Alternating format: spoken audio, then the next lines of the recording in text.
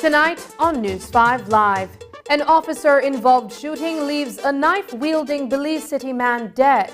Commissioner of Police Chester Williams says the shooting death of Francis Ramos is justified. And the case of the CIB $3 million drags out in the Orange Walk Magistrate Court. These stories and more coming up on News 5 Live.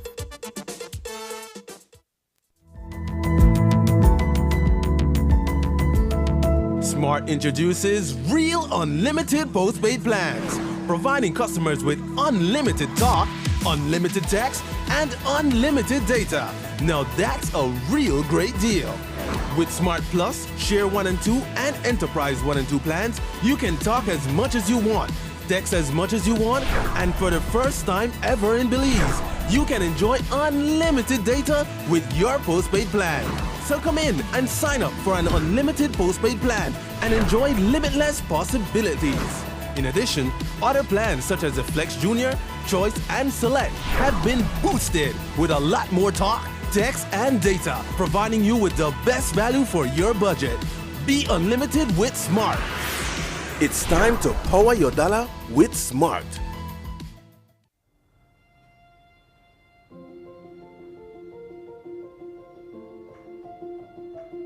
I will be there. Thank you so much. Why are you so excited? Let me tell you a secret. I just got off the phone with Santa.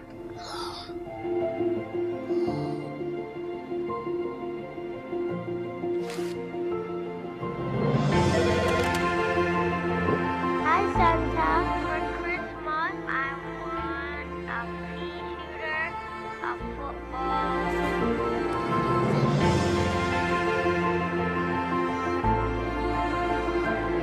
iPhone and a makeup for Christmas.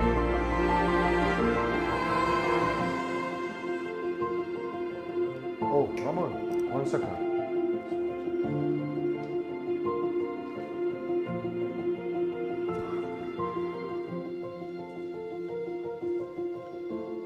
We just learned that Santa's phone number has just been revealed. The number is 227-7132. Children all over. I'm sorry, Dad. I shared Santa's phone number.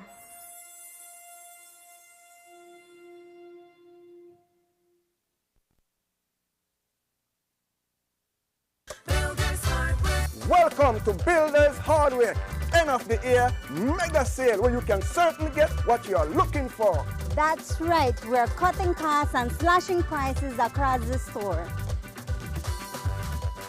This sale starts from October 15 until the end of the year. Enough time for you to plan, shop safely, and save some money.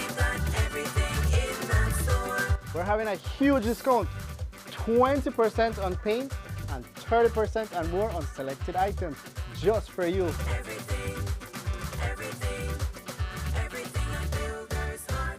Come and visit us in Belmopan. We have quality, variety, quantity, and service with a smile. Builders Hardware, end of the year mega sale from October 15th to the end of December. We think our customers are awesome. Builders who build with a passion and skill. Go to Builders Hardware.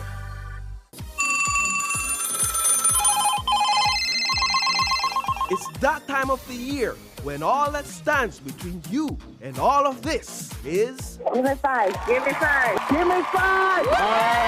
That's all it takes. Get your coupons at Channel 5 and Coney Drive and Channel 5's website. Then, starting Monday, December 5th, keep those phones close and tune into Channel 5 at 8 p.m. as we start our nightly giveaways until Friday, December 9th. Remember, when the phone rings, don't say hello.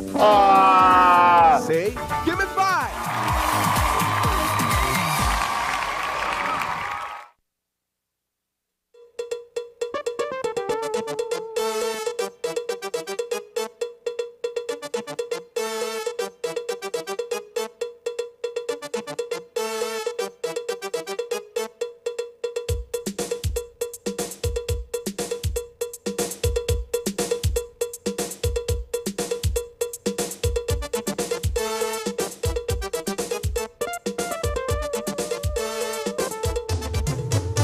This newscast is brought to you by the Belize Bank Limited.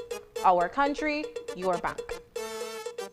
Good evening and welcome to News 5 Live for Wednesday, November 23rd. I am Sabrina Daly. There was a mid-morning shooting incident in Belize City that brought everything downtown to a screeching halt. Vehicular traffic was diverted away from the swing bridge, where the body of a knife-wielding man lay motionless near its northern approach. He has been identified as 48-year-old Francis Ramos Jr., an individual who is believed to be mentally challenged and has run afoul of the law on previous occasions. Ramos was killed by a policeman who reportedly acted in self-defense when law enforcement officers were summoned to the area based on complaints from the public. Amateur videos of the incident are in circulation, and we warn our viewers that what we will show you in the following story is graphic in nature. News 5's Isani Cayetano was on the scene shortly after Ramos was fatally injured by gunfire and files the following report.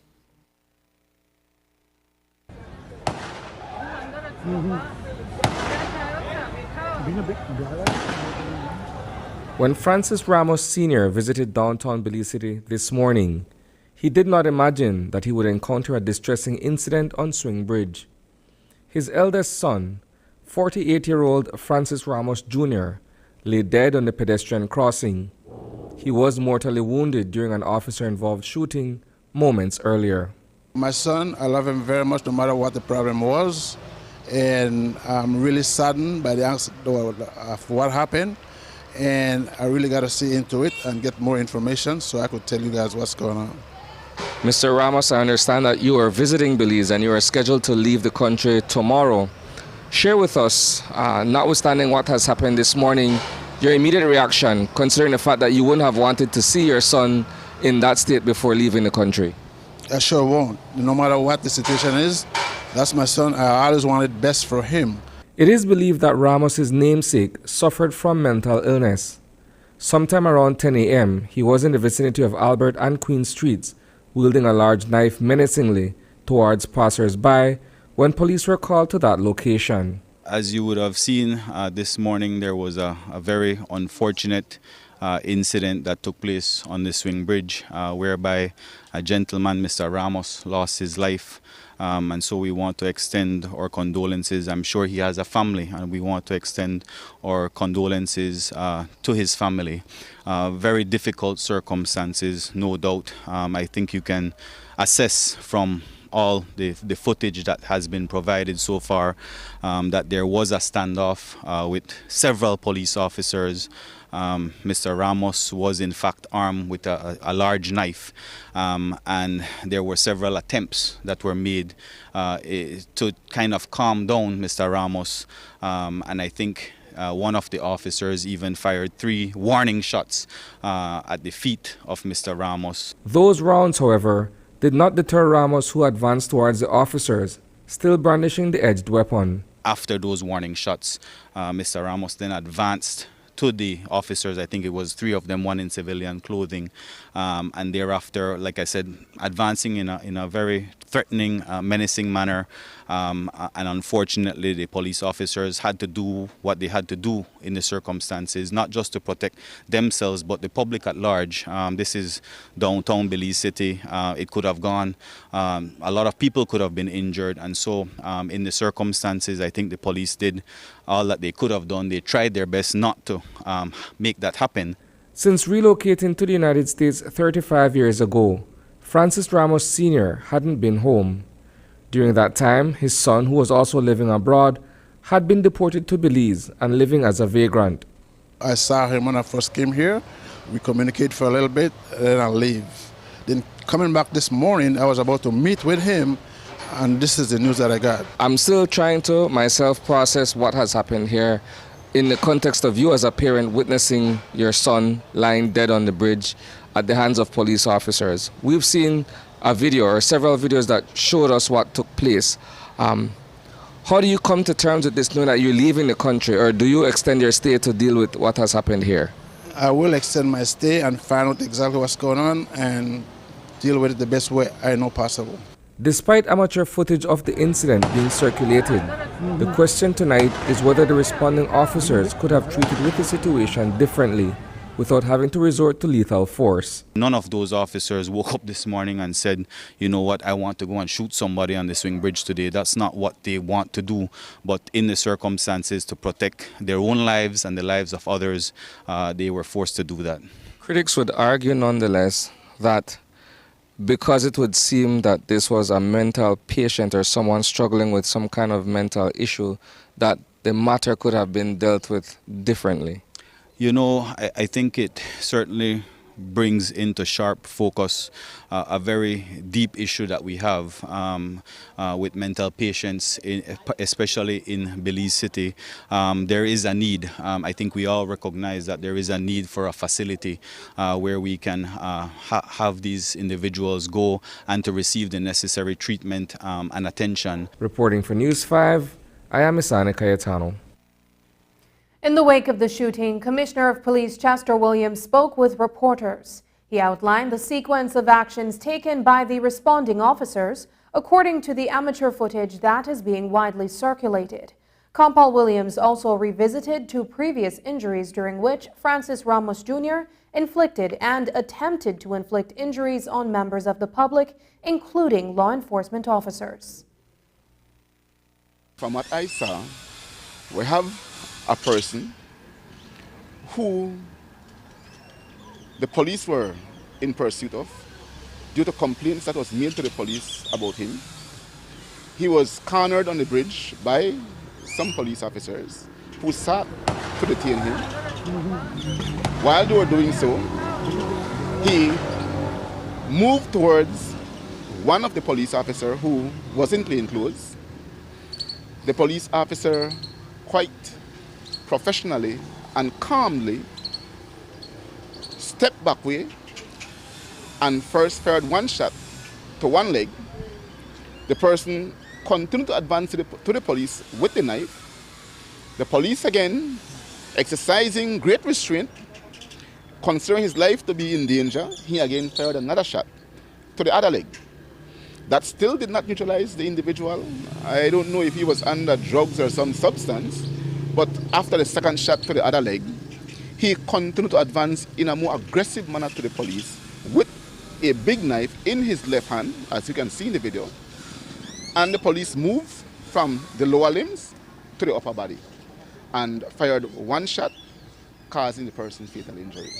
Now, I don't know what people expect of the police, but let me say that the deceased person, who has been identified as Francis Ramos, if you all would go and check your archives, you would see that in 2013, he was convicted of attempted murder after he viciously stabbed a person on Bannock Street. In 2021, last year, he was again charged for a stabbing of another individual. And in that same incident, when the police had gone to arrest him, he swung at the police with a machete. Thankfully, the police was quite fit and versatile. He avoided the blades of that machete. If not, he would have killed a policeman last year. Was the police officer that fired the fatal shot that neutralized Francis Ramos Jr. justified in using lethal force? It's a question that many are asking in the aftermath of this morning's deadly shooting. Commissioner of Police Chester Williams outlines the steps that will be taken by the Belize Police Department before turning over a report to the Office of the Director of Public Prosecutions. As far as I can see, the police did what he could have done in the circumstances, and I have since ordered a criminal and an internal investigation just to go through the formalities, look at all the evidence and everything. And when the criminal investigation is done, the file will be sent to the DPP office for a determination to ascertain if in fact the DPP will be satisfied that the police acted in self-defense. That is not going to be something that I am going to determine. We'll investigate, put all the evidence and send the file to DPP, and they are going to be the ones to make that determination. In terms of the internal investigation, one that is done, it is going to be sent to myself for review, and then we'll see if the officer breached any procedure, any of our policies, and then we see how we go from there. I was not on the bridge to say what I would have done, but certainly anybody in their right mind is not going to try and aggress an allegedly madman with a knife. Because as much as you may say that they could have neutralized without using any lethal force, what would have happened if one of the officers jumped from off the railing of the bridge to where the individual was? It would take one simple move and he could stab and kill the police. So police officers are humans. They have flesh, they bleed blood. And it would take one simple move, and we could have been the ones grieving the loss of one of our officers who would have been out there performing his duty to protect the public. Coming up, a protracted battle between the FIU and CIBL over confiscated monies. Things like this create jobs for people basically, and creating jobs for people that benefit the people and their kids. The people want the opportunities in Port Loyola that the Port of Belize Development Project will bring. But I'm an IT technician, currently going to school to get my associate's degree in IT.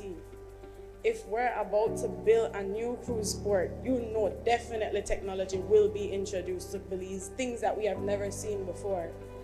If this new port is not introduced, I can currently say right now, I have no place for employment for my new skills that I'm working hard and paying for. What will be the wages if you're saying that you're going to employ people here in Belize?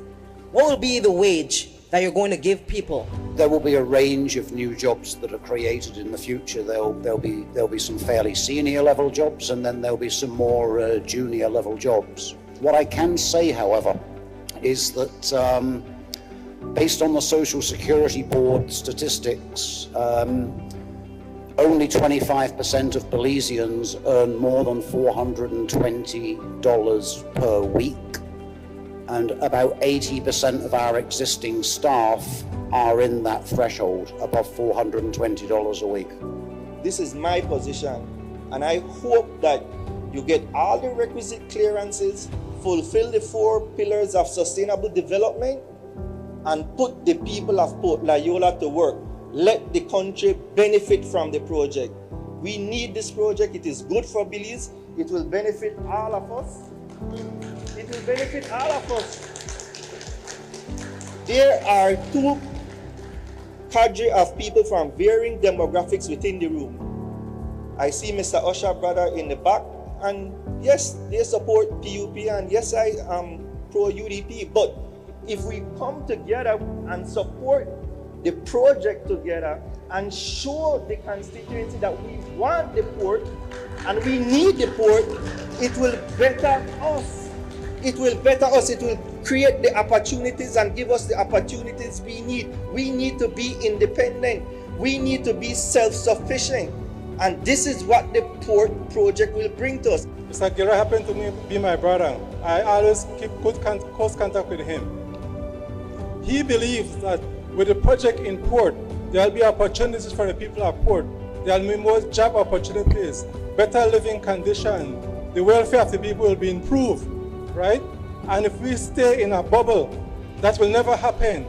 So when an investor comes around and tries to do an investment in the area that will affect the people positively, I don't see why anybody should be against it.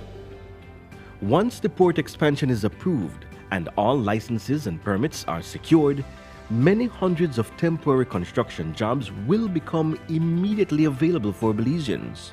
After completion, there will be thousands of new opportunities for permanent jobs for Belizeans in food and beverage, retail, administration, maintenance, security, technology, management, mechanics, truck drivers, and many more areas. This is the Port of Belize today.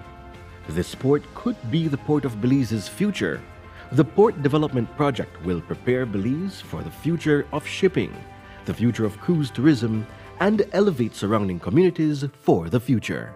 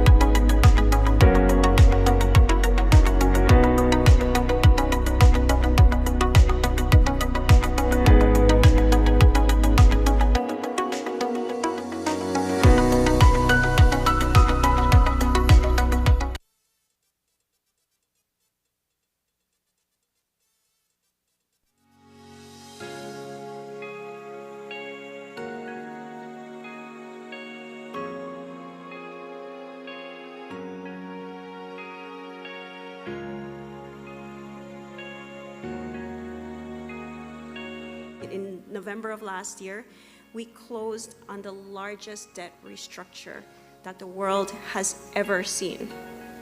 That is something for us to be so proud of. That debt restructure led to the Blue Bonds Agreement, which is what has led us here today with the launch of the MSP process.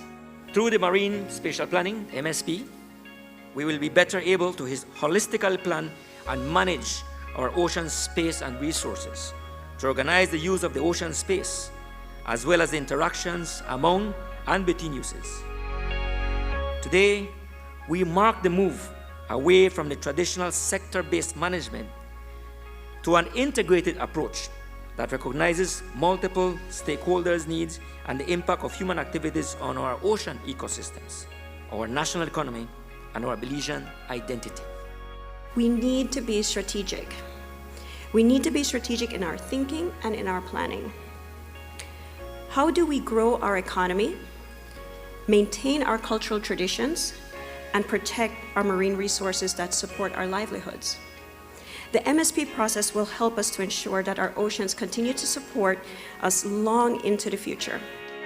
As the Nature Conservancy, we will continue to engage and support all the stakeholders here, all the stakeholders throughout the country, who want to be a part and sit and have a seat at this planning table to help us design our future.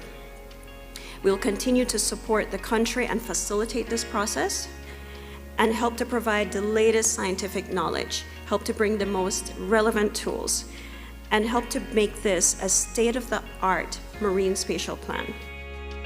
This is the third milestone we are delivering upon under the Blue Bond, and it signals my government's commitment to ensuring the wise use of the blue natural capital for the benefit of all of us. Earlier this year, we delivered on milestones 1 and 2 by increasing our total protected ocean space to 20.5%. We are committed to the task of ensuring that Belize's natural assets are central to our economic development and well-being for our people. Through the Marine Spatial Plan, the Blue Bond will allow us to develop a blueprint for sustainable development and growth, as well as see the protection of up to 30% of our total ocean space. In this regard, our leadership as a country should be celebrated.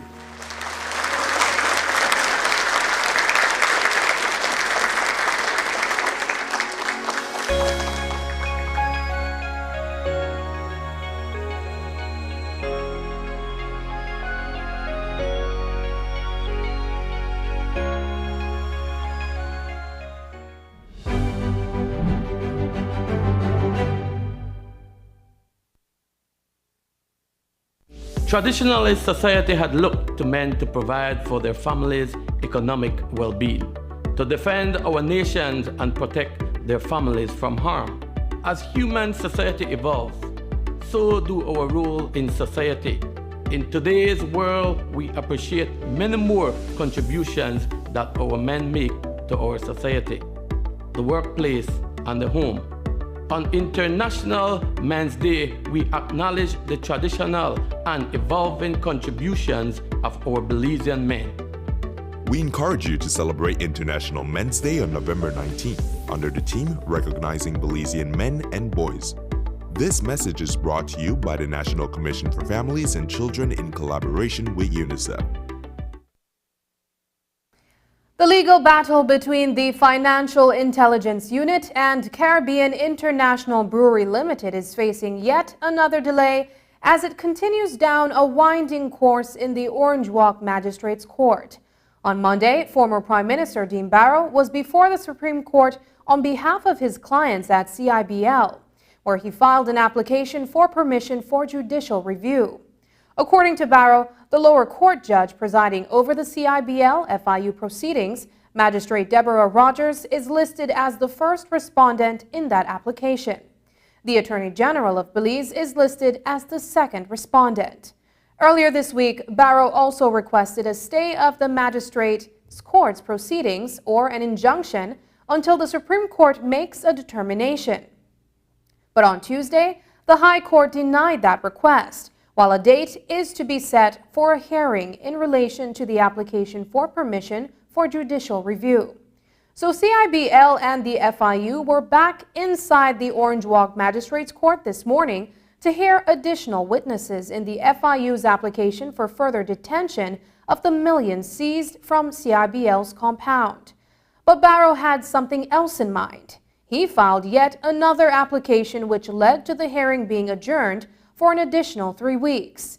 We hear first from Senior Counsel Godfrey Smith, who gave us a breakdown of how this matter has unfolded up to this point. As you said, at the last time we were here, the Council for the Caribbean Brewers International, being dissatisfied with certain rulings made by the magistrate, said he wouldn't wait for the case to conclude. He would apply for what Scholar case stated, essentially trying to force the matter from the Magistrates Court to the Supreme Court on grounds that his client's constitutional rights were being breached. He thought better of that, it appears, and withdrew it. In my view, it was bound to fail in any event. In replacement of that, he brought an application for permission for judicial review before the Supreme Court, and linked with that, he asked the court for an injunction. He called it an injunction. In my view, it ought to have been a stay of these proceedings before the magistrate. The High Court, the Supreme Court yesterday, refused to injunct these magisterial proceedings or refused to stay the proceedings, and in relation to his application for judicial review of the magistrate's rulings, the High Court said, let's wait and see what happens with these proceedings. So we come to court this morning prepared to resume and continue this matter that has been dragging out for a long time, in an unreal way actually. only to be met by an application that the magistrate ought to recuse herself, meaning she should withdraw from the case and no longer sit on that. As you heard Senior Counsel Smith say, former PM Dean Barrow made an application for Magistrate Deborah Rogers to recuse herself from the case. Barrow contended that Magistrate Rogers can no longer hear the matter because there is an appearance of bias. So, where does the bias arise from in Barrow's view? Well, Smith is representing the Attorney General in the Supreme Court matter. Barrow argues that, by extension, Smith is also representing Magistrate Rogers. He therefore asserts that the question of bias is provoked if the magistrate continues to hear the FIU's application, given the fact that Senior Counsel Smith is representing the FIU. She is the respondent, or the first respondent to our application. She is a party. The judicial review is basically against her. The Attorney General is the second respondent. The Attorney General is only joined, as I made clear to the court yesterday, because of two things. Number one, we are also asking, by way of the judicial review challenge that we're seeking, for constitutional redress. We're saying our clients' constitutional rights have been violated. If you're asked, once you bring in the question of the Constitution, the Attorney General also has to be there. But secondly, because the agents of the state that seized the money, the police, are functionaries of the Attorney General in effect, as is the magistrate, not a function of the Attorney General per se, but she is a state agent. She is a judicial officer operating for and in the service of the government of Belize. And so the Attorney General and representing the government of Belize is the entity that, when we make this challenge against the magistrate, it is the Attorney General who has the responsibility of providing representation for the magistrate. You can't expect the magistrate to go and retain a lawyer. And so that is what was in issue on Tuesday. When we got there on Monday and Mr. Smith asked for time, he indicated, as I recollect, that he had been just retained over the weekend by the Attorney General.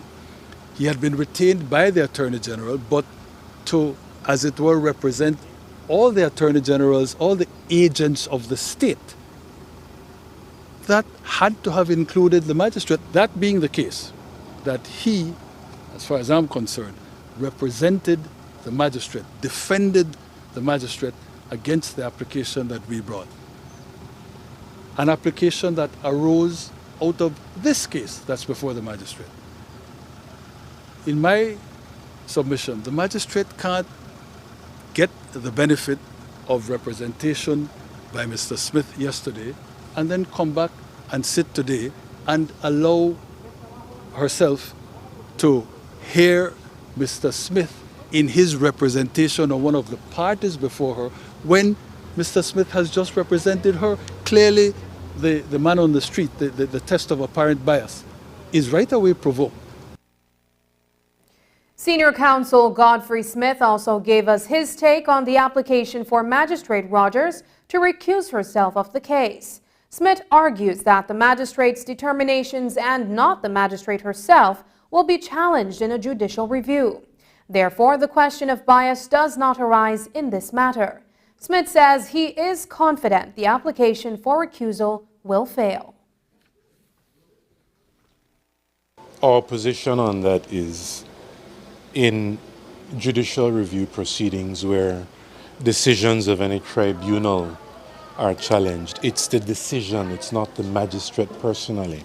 So if I can draw an analogy, which you may be more familiar with, you go to court, two parties go to court, they argue a case, one side wins, the next side appeals to the Court of Appeal. What happens? The winning side, what does he do? He defends the decision that went in his favor. There's no conflict there if the matter is sent back to the High Court. So it's not the magistrate in her personal decision. It's a decision that one is dealing with. So questions of bias based on family connections, based on interests and so on doesn't arise. There are established grounds for actual bias and appearance of bias. In this case, the magistrate is not personally involved. It's the decision that we're arguing about. So I have no doubt that that application in the fullness of time will also not succeed. We will continue to follow this case. Disgraced former Belmopan area representative John Saldivar is hosting a press conference for Thursday afternoon here in Belize City to address the allegations that have led to his recent designation by the U.S. State Department. It will be the first time that the embattled UDP politician will be facing the media in the wake of last week's bombshell announcement by the Office of Secretary of State Antony Blinken. But on Tuesday, opposition leader Shine Barrow met with reporters and was grilled for the better part of an hour to speak on the issues surrounding Saldivar's candidacy, as he will be offering himself in an upcoming UDP convention. Here's how the party leader responded. Mr. Saldivar has a right to do whatever he feels is in his best interest, but my responsibility is to the best interest of the United Democratic Party. And so before we get to discussion of any convention, we need to get through this special committee. So for me, it is one step at a time. It was widely perceived that Mr. Saldivar was your favorite in the upcoming Belmopan convention. If he is in fact, if he's allowed by the special committee to continue his candidacy, will you show him favor? Because factually, nothing has changed. The only thing that has changed is a designation by the United States. But all the facts about Mr. Saldivar's alleged corruption were well known in Belize. I'll be honest with you. The passport issue I was not aware of. That's fair. I did some inquiries, and I understand that it was an issue, and Mr. Saldivar admitted that it was an issue with the former Prime Minister, and that's why the former Prime Minister moved him from immigration.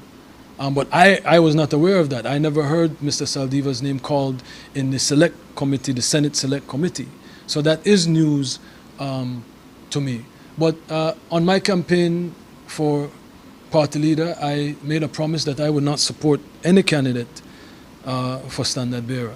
So I am not involved in any of the candidacies for BSCFA regains positive outlook on commercial agreement negotiations. I'm able to say that yes, we are moving, and we hope that by next week we have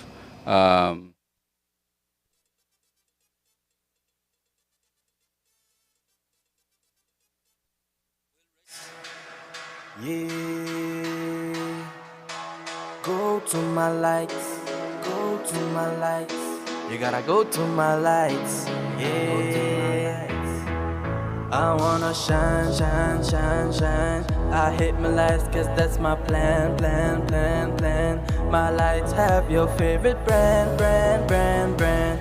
Just come with nothing in your hands, hands, hands, hands. My lights, and it goes on and on and on. It goes on and on and on, yeah. I wanna celebrate with my lights, sing yeah, yo, baby let's go. My lights, I wanna celebrate with my lights, sing yeah, yo, baby let's go.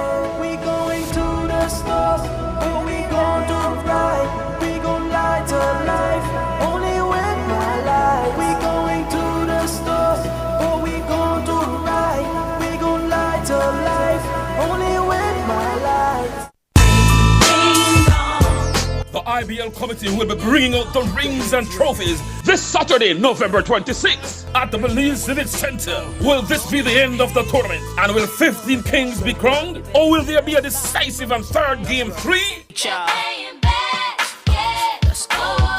This Saturday, the Belize Civic Center will not be the same. A king not named Charles will possibly be crowned, or a superstar will force a Game 3. Will there be a champion? Me all walk like a champion, talk like a champion. What a piece of money. 7:30 p.m. will be the battle for 3rd and 4th place between the Belize Coast Guard and the Belize Water Service. And then, let's get ready to rumble. If you are what you say you are. in the grand finale of the night, the superstars will be out in Game 2 of the Best of 3 series. Rico Black and the Toughen of Tours, led by Francis Knighty Arana, Ian Renee and Jamal Kelly drew first blood and are now ready to close off the Central Health Customs Squad, led by the #1 point guard in the land, Glency Cooper Lopez, alongside Akeem Evans and Stephen Wade, seeking to force it all the way to Game 3. Breaking news caught up to a tough enough player after their big W. What message you have for the Central Health Customs guys? Tell them that the series over and we're about to. The halftime will feature the young and dynamic Belize superstar Yastalia performing her hit song Tropics. In the tropics, I'm the hot topic. I built the tribe, I'm living just another level. Bring out the entire family this Saturday, November 26th to the Belize Civic Center. Sponsors: Racinos Imports, J&W Supermarket, Mahib's Wholesale, Barefoot Hotel, Cabana Used Clothing, Midway Wholesale, Mirage Belize, Car Guys, Harris Import, Prestige Auto Sales, Cellular World, Posh and Store, VIP Wireless, Nando's Wholesale, Benny's Home Center, Crystal Water, Sprite, Powerade, Travelers, Channel 5 and Channel 7, Creme, Wave, Love FM and More FM. Let's get it on! Staying connected with your loved ones while traveling is even more important during this global pandemic. With Digi, this is even easier and more convenient with our data roaming plans. Postpaid customers have instant access to mobile data when in 41 destinations worldwide. With 3 affordable plans, starting at only $28, it's easy to instantly connect via your favorite digital platform. To purchase your data roaming plan, contact Digi before your travel date. If you are already abroad, you can contact us via email at digihelp@livedigi.com or via WhatsApp at 608-8888. For more information, visit our website at livedigi.com/digicel or visit a Digistore near you. You can roam, stay safe, and stay connected with Digi.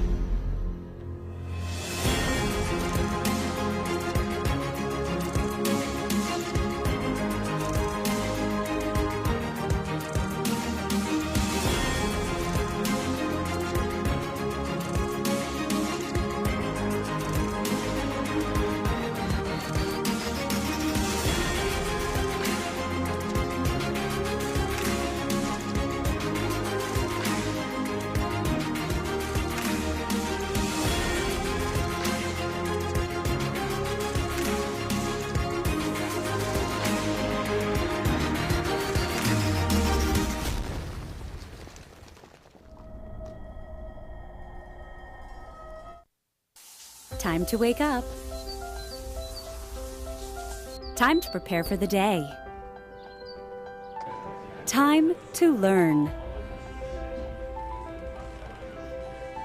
Time to make a difference. Time time to look after yourself. Time to see your healthcare provider. Don't let cervical cancer stop you from unleashing your potential. Now is the time to get vaccinated. Now is the time to get screened.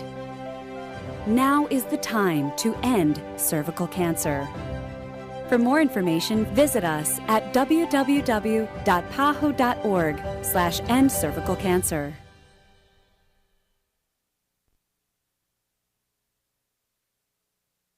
The Belize Sugarcane Farmers Association says it is making progress with Belize Sugar Industries Limited in naming a mediator for its ongoing negotiations. Today we spoke with Alfredo Ortega, the chairman of the Committee of Management for BSCFA, who told us that farmers are beginning to see the light at the end of the tunnel. Time is now of critical importance, with only 3 weeks left before the proposed start date of the 2022-2023 sugar crop season. Here's what Ortega told us today about his hopes of having a commercial agreement signed by December 19th.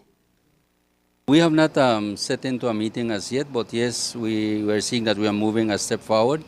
Hopefully next week we might have more information in regards to the issue where we are, but we are moving a little bit, and presently at this time that is what I am able to say, that yes, we are moving, and we hope that by next week we have better reach to coming forward into this situation where we are. Well, right now we are in correspondence. We haven't had meetings, presential meetings, but we are in correspondence right now, in which we are seeing that a better light is opening. So we are moving towards that, and it seems to be that we are reaching to reach that point where what we are looking for, so that we can continue our negotiation. As you know, the BSCFA has always been looking forward into this negotiation to continue.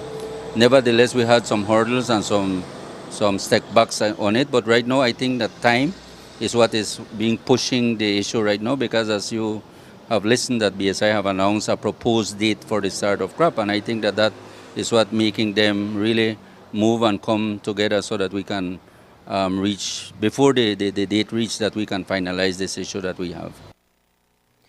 With over 260,000 tons of standover sugarcane left in the field from last season, BSCFA says it has no intentions to cause a blockade or delay the opening of the sugar crop. According to Ortega, in their last association meeting, members indicated that their primary desire is to see an agreement signed that is fair to both parties involved. I think that in different conference that we have presented, we have shown what they have presented to us. And really that is why we want to go in this negotiation, so that these sort of things can change, where we can have better knowledge on what is going on, and for them also, so that the trust can be built between them and ourselves. That is why we are trying to negotiate with them, and to see that we at least get something better that we have right now. What we are looking for is that our farmers get something better than what we are getting. You guys, I would imagine nothing has changed in terms of your proposition for a 60-40 formula. No, we remain to that. That is part of our negotiation, and that is what we have told them. Come, let us negotiate. It's not written in stone. We need to negotiate. That is the proposal we have, and in that we are right now. Tell me, what's the mindset of your farmers at this time going into these negotiations? Hopefully next week or as early as possible. What's the mindset, given the fact that we're close to the proposed start of the sugar crop? One, do you believe that that date will actually be realized for the start? And two, if not, I know there were some conversations about threats that you guys were hurling around. No, well, really, we were not thinking in no threats, because we don't believe in keeping back the crop, because we have a lot of farmers that stayed with standover cane of last year, and we want our farmers to deliver. Well, we want each and every farmer to deliver their cane. So we are not here to see in any blockage, in any stop, nothing like that. What we want is a crop to start, but and that is what the farmer has posed to us in our last meeting. The farmers want and are pledging that this negotiation come to an end, that we sign something that will be beneficial to both sides, and that we can continue our friendship in the industry, but not taking advantage of each other. This afternoon, the media caught up with Minister of Public Service Henry Charles Usher at the handing over of a donation from a group of Asian businessmen from the South to the Belize City Council. We'll have that next, but while with Minister Usher, he gave us an update on the supplementary budget that Cabinet intends to table at the next sitting of the House of Representatives. This supplementary is for recovery efforts and, as we found out, repairs to the courthouse are included in that budget. I believe that a couple of ministries are coordinating to make sure that the full damage assessment is done. It's a comprehensive damage assessment that is being prepared, and certainly when that is finished and we have our next House meeting, we'll be taking that supplementary budget to the House for approval. You see what happened at the courthouse, and with these recent rains we're seeing even more houses where perhaps the damage was kind of hidden, but now it's being exposed by all the rains that have been happening over the past few days. So there's still a lot of work to be done. There's still a lot of rebuilding that needs to be done, and it's important that the Belizean people, our city residents, know that we are there to make sure that the rebuilding is done, and it's done even stronger. Any quantum on what the supplementary budgets, the supplementary bills will be? Not as yet. Those assessments are still being done, and then we have to take it to Cabinet for approval first. More donations are pouring in to assist Belize City residents who were affected by Hurricane Lisa. Today, a group of Taiwanese businessmen from Stan Creek delivered 400 pantries, bags of groceries which include basic food and hygienic supplies, which come in handy as those affected by the recent disaster are still trying to recover. While help is never too big or small, the Belize City Council welcomed the donation, having already identified those most in need of immediate assistance. Mr. Ben got in touch with me. He's a businessman from my village of Independence, and he said, Emilio, we want to make a donation and we want to help the city to recover. And so his association, which is the, where you see it on the banner, the Taisanese people and the Taisanese Association of Stan Creek came together. They wanted to make a significant contribution in grocery.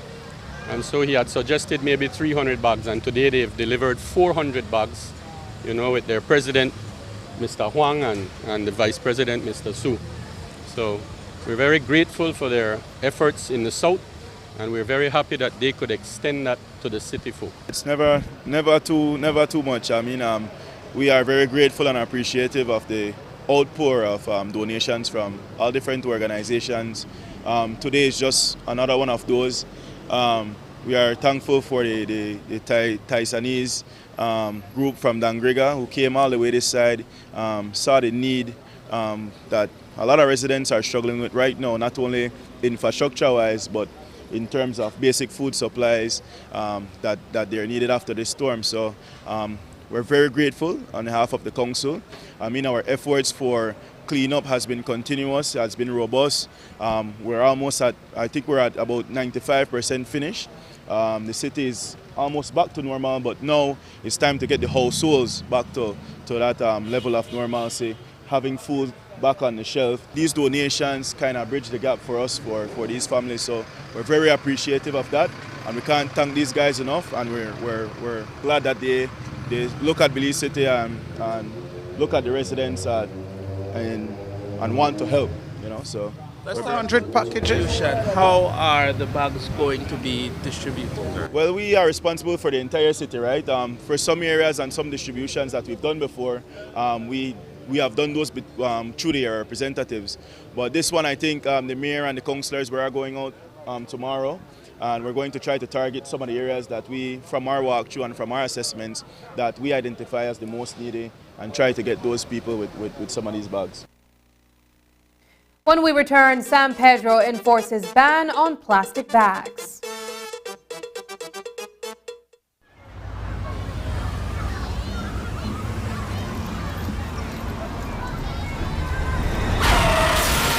You have been a safe driver all your life when an unavoidable accident happens. But this does not mean that your insurance premium must increase. With RF&G's Accident Forgiveness Program, safe drivers will not lose their no-claims discounts because of those minor, unavoidable accidents. For more information on RF&G's Accident Forgiveness Program, contact us at 223-5734. When it comes to motor insurance, it pays to get it right with RF&G Insurance, a Road Group company.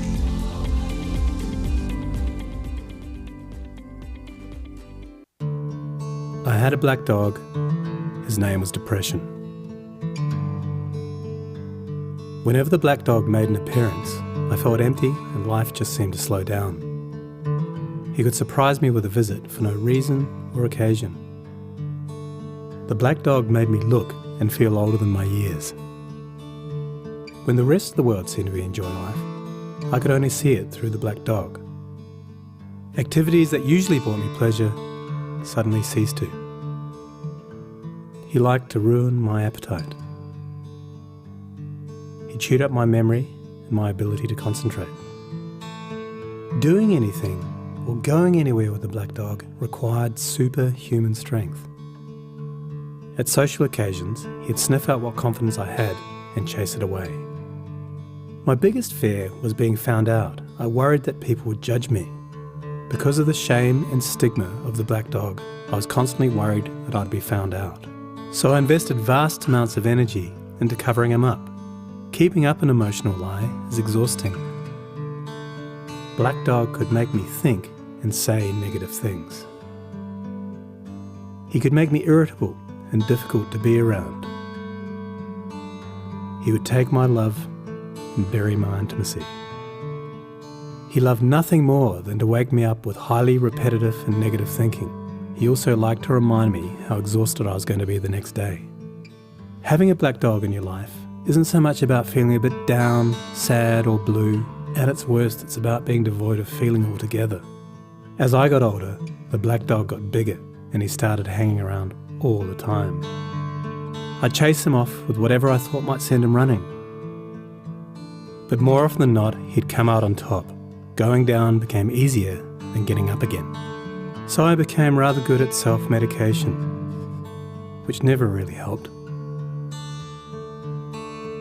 Eventually, I felt totally isolated from everything and everyone. The black dog had finally succeeded in hijacking my life.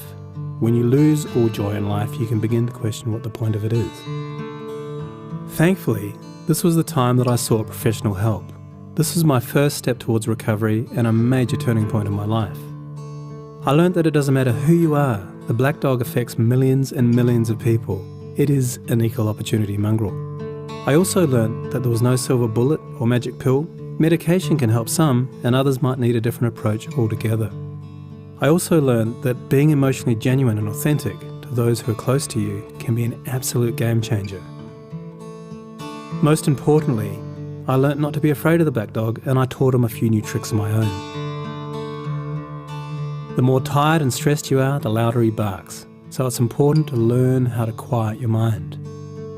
It's been clinically proven that regular exercise can be as effective for treating mild to moderate depression as antidepressants, so go for a walk or a run and leave the mutt behind. Keep a mood journal. Getting your thoughts on paper can be cathartic and often insightful. Also keep track of the things that you have to be grateful for. The most important thing to remember is that no matter how bad it gets, if you take the right steps, talk to the right people, black dog days can and will pass. I wouldn't say that I'm grateful for the black dog, but he's been an incredible teacher. He forced me to reevaluate and simplify my life.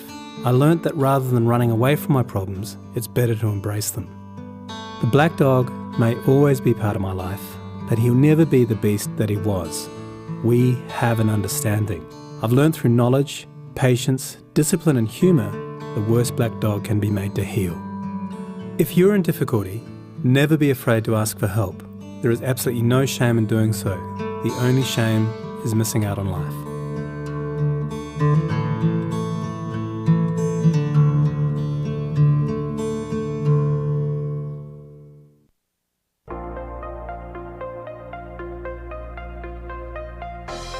Welcome to Design Depot.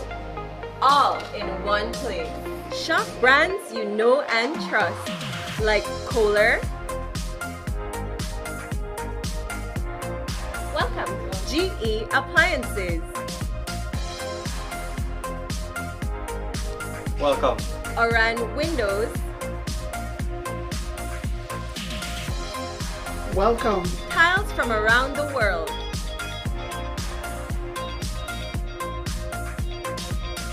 Welcome. Sherwin-Williams Paint and Coatings. Visit us today at mile 3 on the Philip Golson Highway or call us at 223-3768. Design Depot. All in one place.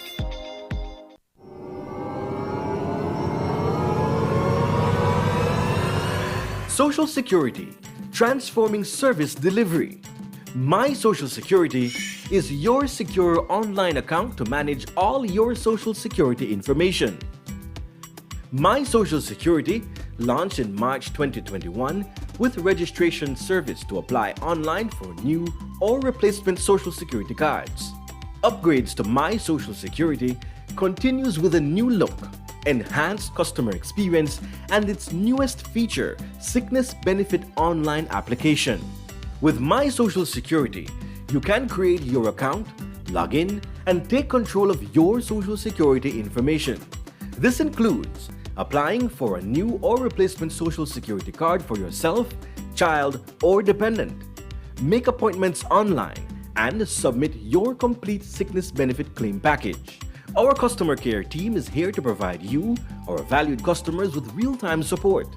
Connect with one of our customer care agents through direct messages on WhatsApp, Facebook Messenger, or live chat, or follow our YouTube channel for more information, tutorials, and guides. A complete 360 view of your Social Security information is coming soon, which includes a new employer portal for employers, businesses, and self-employed persons, contributions history and statements, all SSB benefits, medical portal for registered doctors, and fingerprint enrollment all in one place. Social Security at your fingertips. The significant enhancement of service delivery to you is here. My Social Security.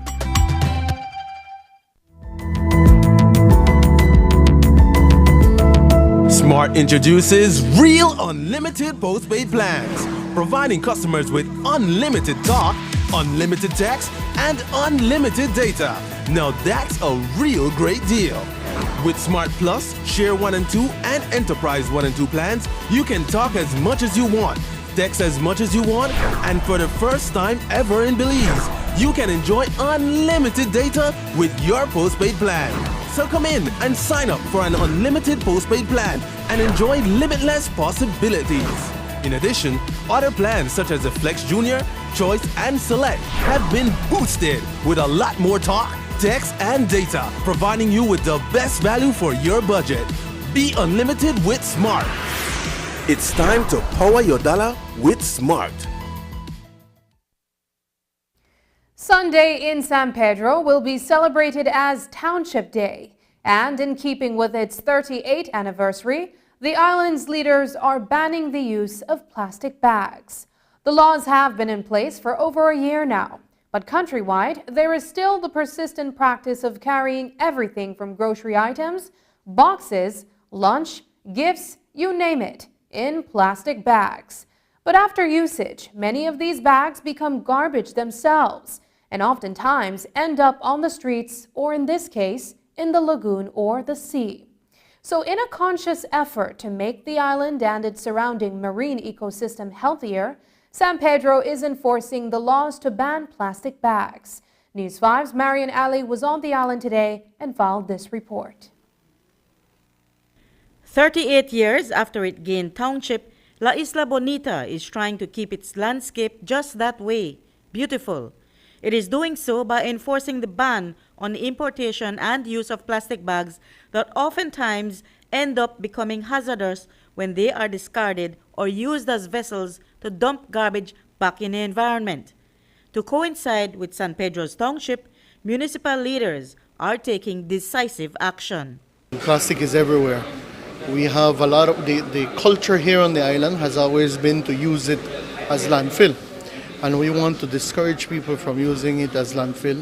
We know that it is illegal to use it as landfill because they're using not only plastics, it's all sorts of garbage, and you are getting a lot of chemicals leaching out into the ocean, affecting our environment.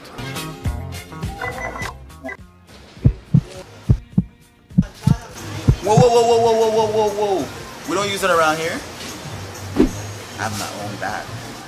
It is a change that's been in the making a long time now, with neighboring countries also going green in terms of single-use plastics.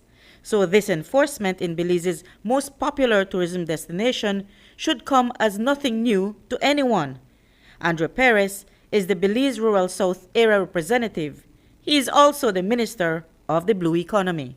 I don't expect any kind of adversity or challenge by the Tour Guide Association or the tour operators or for those involved in the tourism sector because it's in their interest.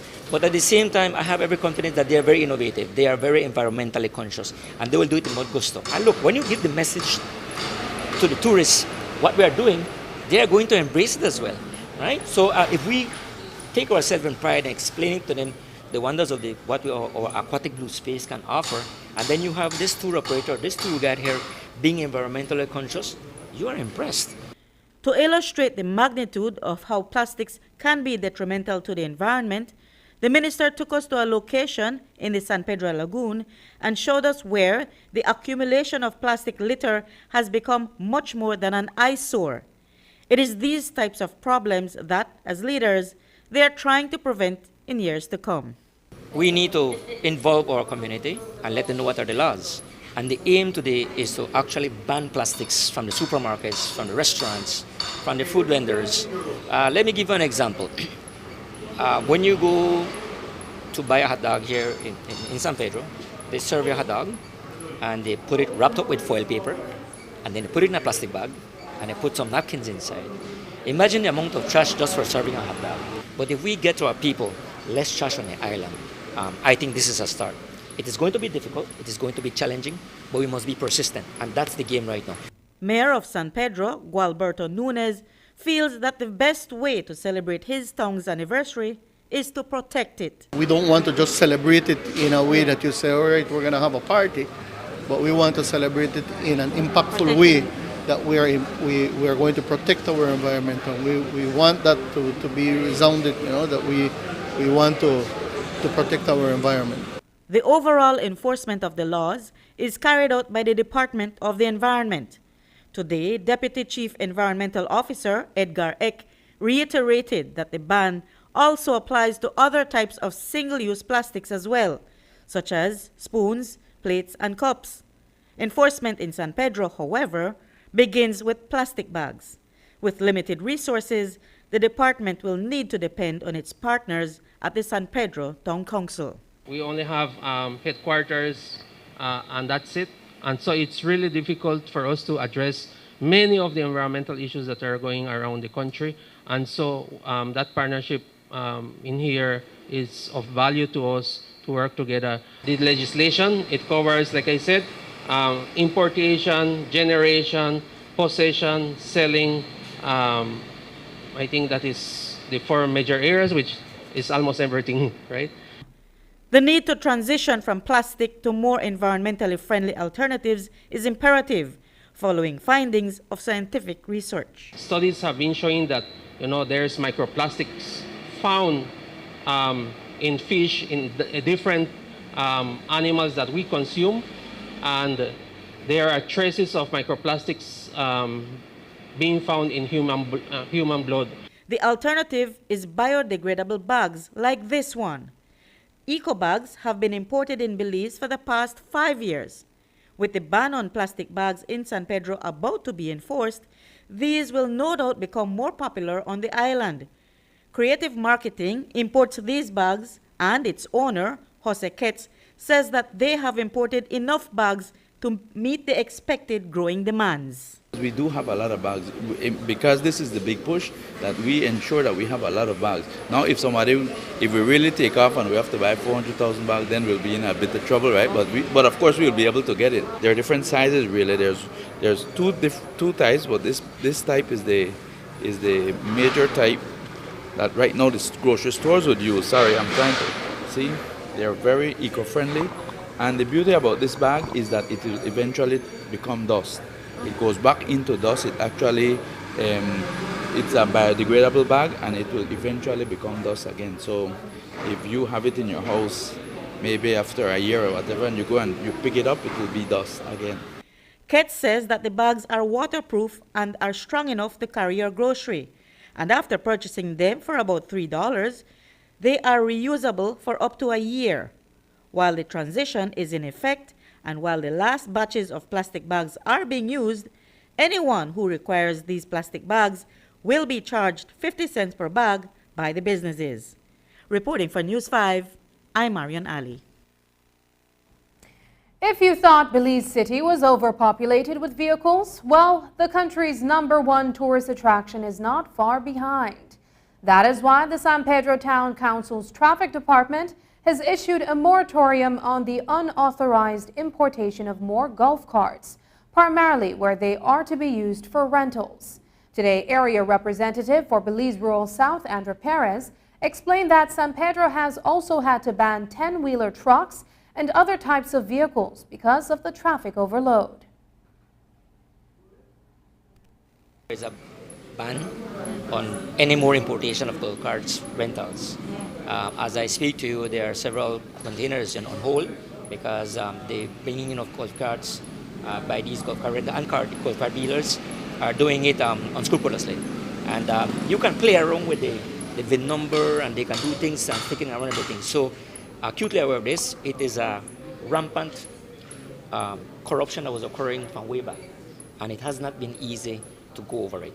But as I speak to you right now, that has stopped. We have gotten the Ministry of Transport involved in this now. For example, the traffic committee now is no longer working with the council, but rather it's under the Ministry of Transport. What that does is that legislation is passing is that no one can bring in golf carts illegally. You need to have a golf cart permit imported as authorized by the committee, the traffic committee, for you to bring in.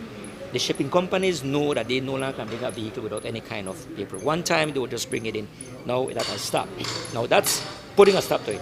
Secondly, right now is we are going to get to the golf cart companies and to register their companies, get a whole list of their vehicles that they have.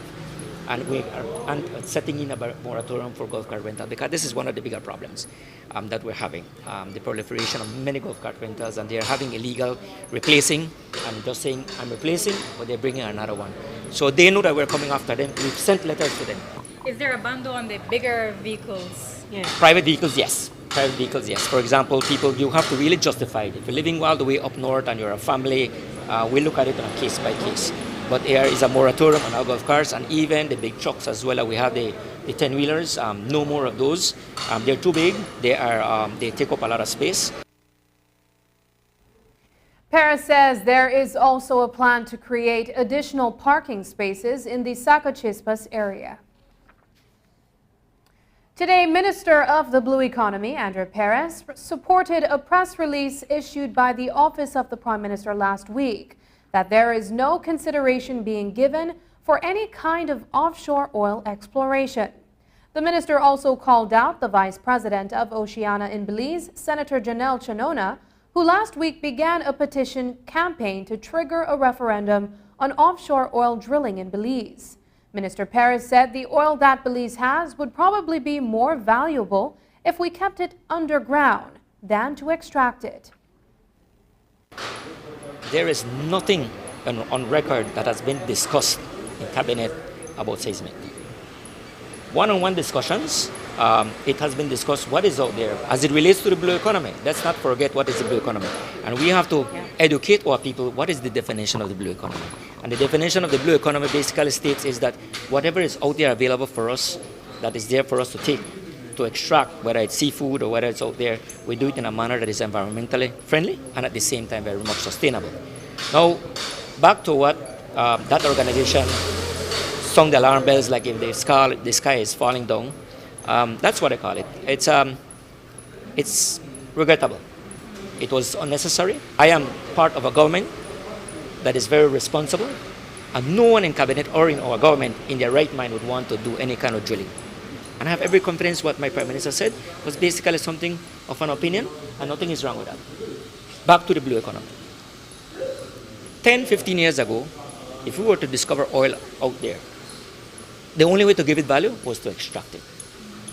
What this organization fails to see is that nowadays, if you see today, we no longer look at the value of oil only extracted. There perhaps is more value by having that oil kept under the ground. The blue economy calls for having what is out there to give it, to quantify it, to add it to our economy.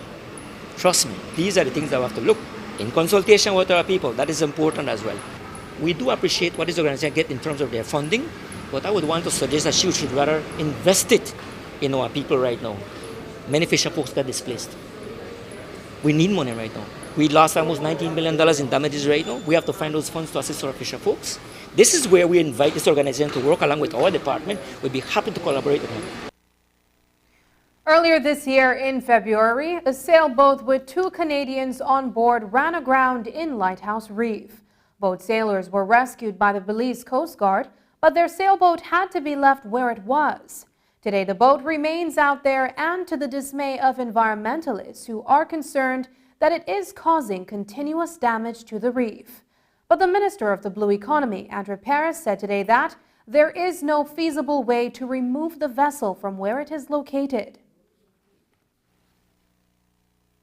The assessment has been done on that. It is irretrievable.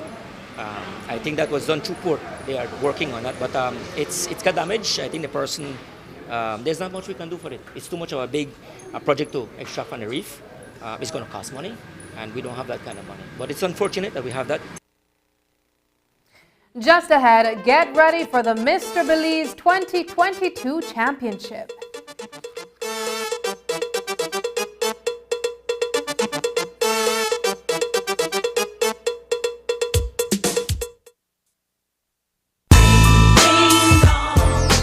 IBL committee will be bringing out the rings and trophies this Saturday, November 26th at the Belize Civic Center. Will this be the end of the tournament? And will 15 kings be crowned? Or will there be a decisive and third game 3? This Saturday, the Belize Civic Center will not be the same. A king not named Charles will possibly be crowned, or a superstar will force a game 3.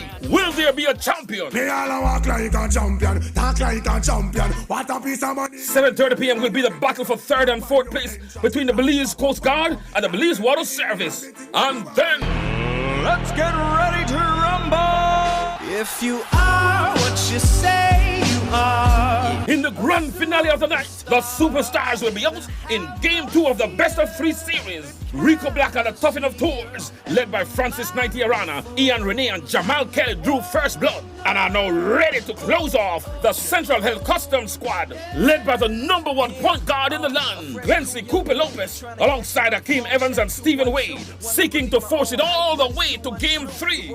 Breaking news caught up to a tough enough player after their big W. What message you have for the Central Health Customs guys? Tell them that the series over and we're about to. The half-tank will feature the young and dynamic Belize superstar Yastalia performing her hit song Tropic. In the tropics, I'm the hot topic. I built the tribe, I'm living. Just another level!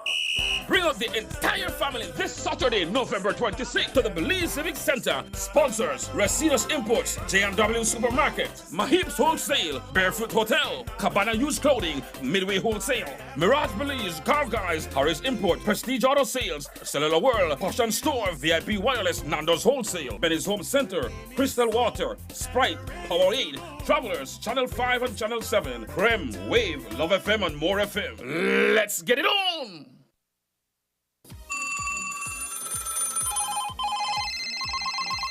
It's that time of the year when all that stands between you and all of this is... Give me 5, give me 5, give me 5! That's all it takes. Get your coupons at Channel 5 and Coney Drive and Channel 5's website. Then, starting Monday, December 5th, keep those phones close and tune in to Channel 5 at 8 p.m. as we start our nightly giveaways until Friday, December 9th. Remember, when the phone rings, don't say hello. Say, give me 5.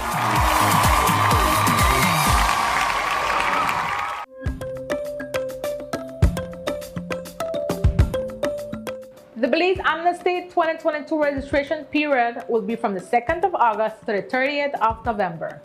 Are you ready?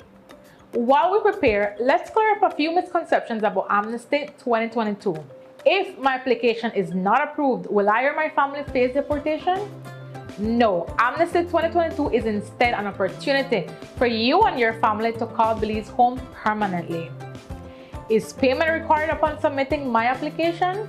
No, payment is only required after approval of your application. Will Amnesty 2022 be giving away citizenship? No. If you're eligible for Amnesty, applying means you have an opportunity to gain permanent residency in Belize. To find out if you are eligible and how to apply, we invite you to log on to www.immigration.gov.bz. Belize Amnesty 2022. Let's continue to build Belize together.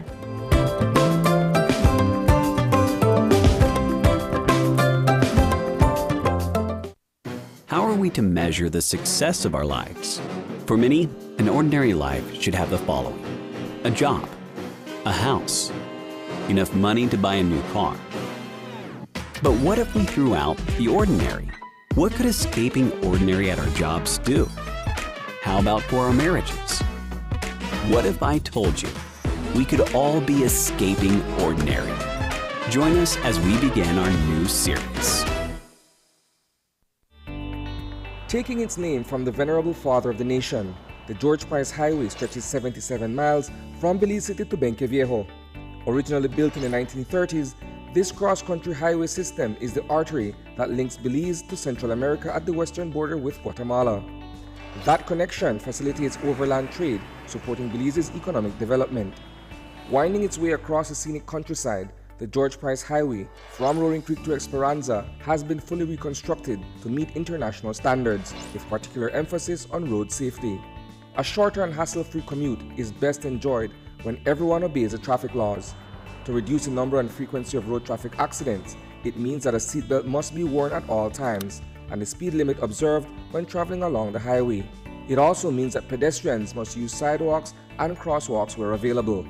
Buses should only board and discharge passengers at a designated bus stop. Road safety is everyone's responsibility. It begins with you. In 2018, I was diagnosed with cervical 4A, stage 4A cancer. First, it was a size of a grapefruit. That's what the doctor told me. The kidney got enlarged. I couldn't do any chemotherapy because of the kidney. So I had to do only radiation. And I did my first session of 25. And then when I finished with the 25 sessions, I went back, she checked it, and she saw 4 centimeters. And I went back for the next 10 days. And after that, when she checked it again, she said, oh, it's like nothing is there. It wasn't painful, but it's a machine that you go under, and they have like a big, like a circular, and that goes 5 times. You will take 5 minutes. 5 minutes to do the radiation, 1 session. Then you go back the next morning, another session. Well, I personally will highly recommend Galenia Hospital because of its good services, friendly staff, the doctors, very caring. Well, I just want to thank them for everything that they have done for me, you know, the staff and the doctor, especially Dr. Jamie, because she was my doctor for the radiation. No?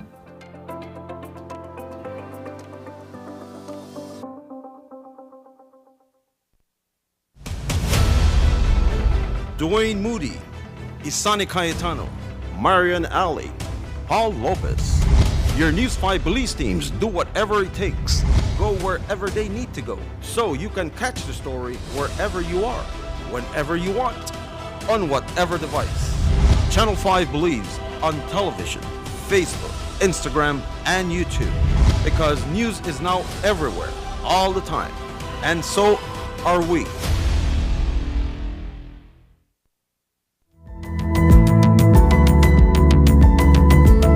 Smart introduces Real Unlimited postpaid plans, providing customers with unlimited talk, unlimited text, and unlimited data. Now that's a real great deal. With Smart Plus, Share 1 and 2, and Enterprise 1 and 2 plans, you can talk as much as you want, text as much as you want, and for the first time ever in Belize, you can enjoy unlimited data with your postpaid plan. So come in and sign up for an unlimited postpaid plan and enjoy limitless possibilities. In addition, other plans such as the Flex Junior, Choice, and Select have been boosted with a lot more talk, text, and data, providing you with the best value for your budget. Be unlimited with Smart. It's time to power your dollar with Smart. Well-known Belizean cyclist Oscar Quiros has officially signed with the Miami Blazers, a racing team from the United States. The Galen graduate and junior environmental policy analyst within the Department of Environment began participating in the sport from the age of 14 and became one of the country's top cyclists competing nationally and internationally. Quiros has represented the jewel in the Caribbean and Pan American Championships, the Commonwealth Games, and a number of competition in the U.S. Quiros recently finished 27th out of 159 professional cyclists at the 2022 Commonwealth Games in Birmingham, England, and got the attention of the Miami professional team. During a Zoom interview with the media today, Quiros said that getting a professional contract is a dream come through. To undergo or to actually be granted such an opportunity, I have to say off the back that it's a dream come true. You know, it's a dream that became reality all of a sudden, and you know, like I said, I mean, I aspire to do many great things, but you just never know when it's going to happen. And to actually, you know, be performing and getting those good, well, I'd say those impressive results in the past years, you know, I think it's a huge milestone to be jumping the ranks up to the professional league.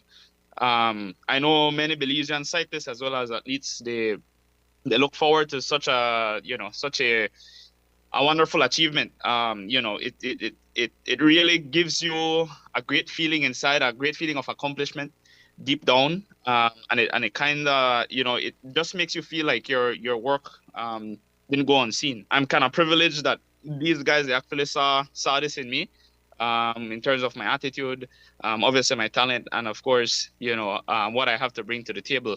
And so I think Justin I have to say a huge thank you to Justin, man. He has been looking out for me from ever since. It's been years. Hence the reason I brought up that story. It was like, what, 5 or 6 years ago. At that time, I wasn't really shining per se, but I was very consistent, and I kept believing. So who are the Miami Blazers? Well, the 2022 Holy Saturday Cross Country Cycling Classic champion is a member of the team.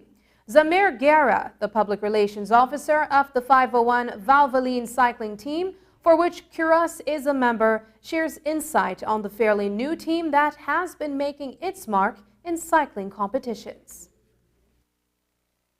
Being a part of this pro team will be an asset for both him and the team. The Miami Blazers is a diverse mixture of cyclists from different parts of the world, such as the USA, Venezuela, Anguilla, Barbados, and now our very own Belize. The Miami Blazers has been racing the professional crit scene for over a year now and has already become a team to be reckoned with. They have obtained several wins, including the Holy Saturday Cross Country Cycling Classic 2022 through the Anguillan cyclist Mr. Hassani Hinnis. Oscar has now joined the ranks of Brighton Cad and Kaya Katus, just to name a few, in becoming the first male Belizean local cyclist to obtain a professional contract.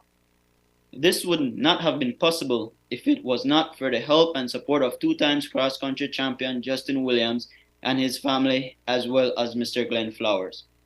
This initiative is surely just the start of an already growing movement of showcasing local Belizean talent on the global scale. The Mr. Belize 2022 Championship will be held on Saturday inside the Queen's Room at the Ramada Hotel in Belize City. Bodybuilding and fitness athletes will register this Friday to compete in 4 categories, including Novice, Men's Physique Open, and Bodybuilding Open. It's a return of the stage competition after a 2-year hiatus due to the COVID pandemic, and it is expected to bring together athletes from all over the country. News 5's Dwayne Moody reports.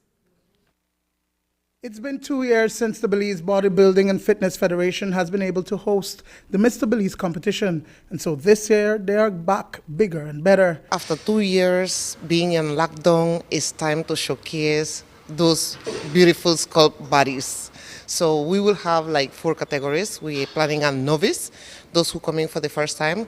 We're also going to have the men's physique, which is a very popular one amongst the bodybuilders, and the open bodybuilding class, and of course we cannot leave the bikini fitness. It's very inclusive. We cater for women, and also we want to introduce a new category, not at this show, but we have a guest poster that's going to be introducing something new. So we have a big surprise coming up. With the competition just a few days away, bodybuilding athletes Clayton Greenidge and Eric Vasquez have been putting in some extra work in the gym to ensure that everything is just right for competition night. Greenidge is defending the Mr. Belize title. It's a long-awaited competition, actually. So, the last Mr. Belize was 2019. So I'm excited about it, and I'm sure the guys are also excited about it. I have a small gym at home, so, I did my workout and so forth. So I kept in shape. I don't let myself go. I don't allow myself to, to get fat, things like that. I'm all about health and fitness. So I live, breathe, sleep, eat it. And then, coming on to the competition, that's when you go a little bit extra. Let's talk about what that is looking like, your preparation for Saturday. Well, you just have to do some fine-tuning, some points, you need to work on to get that refinement. Vasquez is also confident that he's going to win the Men's Physique Open. This one I'm more knowledgeable about the sport, so I have learned a lot more than I know back then. How to dry out the proper way, how to eat, eating 6 meals a day, keeping the protein high and everything. So this one is a bit different, and I believe I'm winning the championship. Sure, 100%. That's a bold statement. Have you looked at the competition? I haven't seen any competition as yet, but I know I'll win. I'm sure. This year, the Federation has received support from the Feinstein Group of companies. We're actually one of the biggest sponsors. 2 of our companies, Blackbird Key Resort and 4 Point Security. And we're happy to be able to sponsor. It's a sport that, since I've known Clayton 15 years ago, that's every year it's gotten bigger and bigger. And so we look forward to the main event on Saturday. I think it's important that all our businesses support our local competitors and athletes, and so I encourage people to come out and support. The more support the sport gets, the better and bigger it's going to get. The entrance fee for the competition is $20. Those who participate in the championship also get an opportunity to compete internationally. Dwayne Moody for News 5. And that's the news. Tonight's broadcast is available in both text and streaming video at channel5belize.com. You can also connect with us on our Facebook page at facebook.com/News5Live. I'm Sabrina Daly. Thanks for joining us. And from all of us here at News 5, please remember to wash your hands, keep your social distance, and stay safe. Good night.